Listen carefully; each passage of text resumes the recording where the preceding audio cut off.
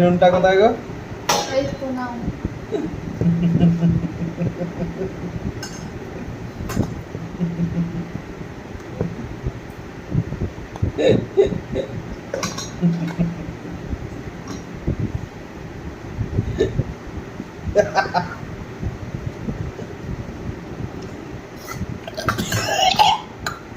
কি হলো?